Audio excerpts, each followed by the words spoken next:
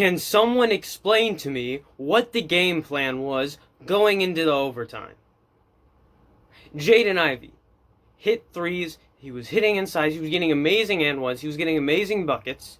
He barely touched the ball in the beginning of overtime. We fed it to Trevion Williams. What was Trevion Williams struggling? Even when he hit the game-tying shot, what was he struggling with? Hitting shots consistently. What do you need to do in overtime to win? Hit shots consistently. You don't have 20 minutes. You have 5.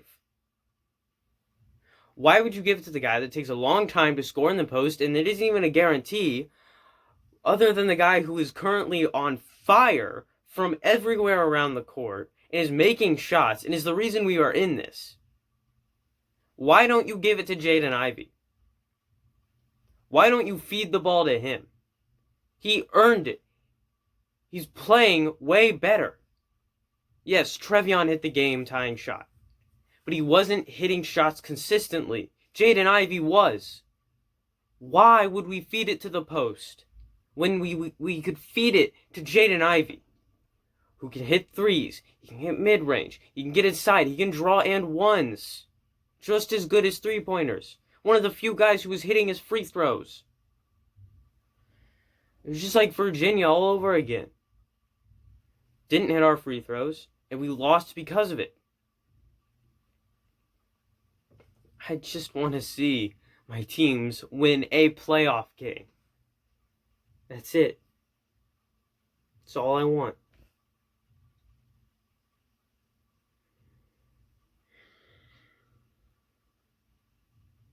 IU fans that are pulling for freaking North Texas, I hope you're happy.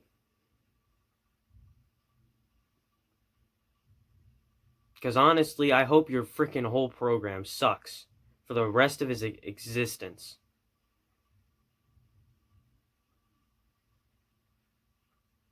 You're not getting Brad Stevens.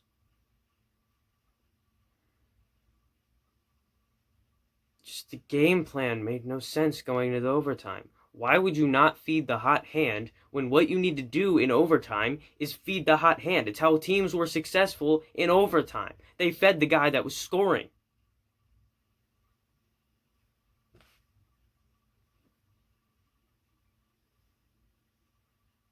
What is going on? Same thing that happened last overtime against Ohio State. We had this game in the bag. It was tied going into overtime, and we had more momentum. And then we freaking brick all of our shots and don't feed it to the hot hand. And by the time we do give it to the guy who's scoring, he's no longer hot because he hasn't shot the ball in a while. He hasn't got the ball in a while.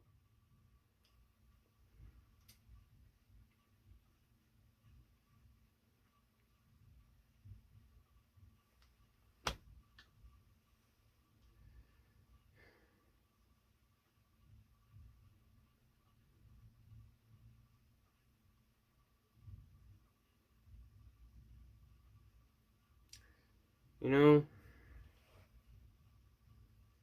we tied that game multiple times that we tied the game. First, when we got close, I started crying tears of joy because I thought I'd actually get to see my team win a playoff game for the first time in 3 years. Trevion hit the shot. I was jumping for joy. And then, once again, a team finds a way to disappoint me. Just keep me from having happiness.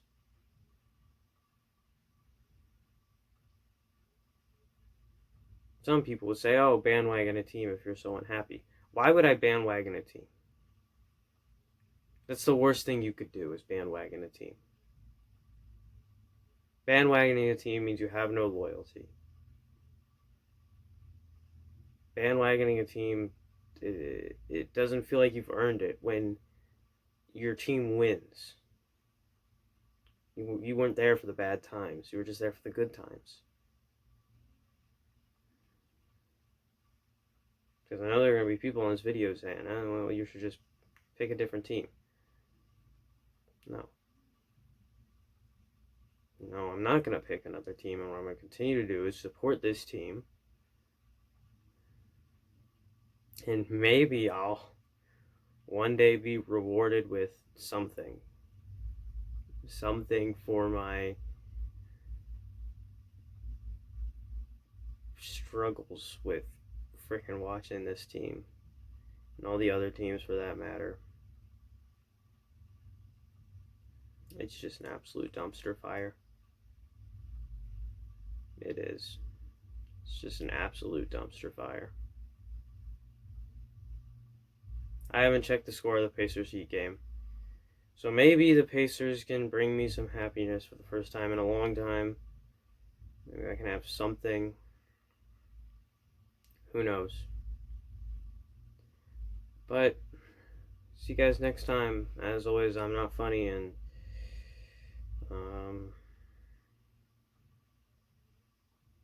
should I make a personal comment? Jolin, I know you watch my videos. You're probably watching this one right now laughing at me, even though you don't know anything about college basketball. So shut up, you're a bandwagon. I'm tired of hearing your crap when Andy Dalton is your starting quarterback. You're unoriginal. You're not funny. Go away. See you guys next time.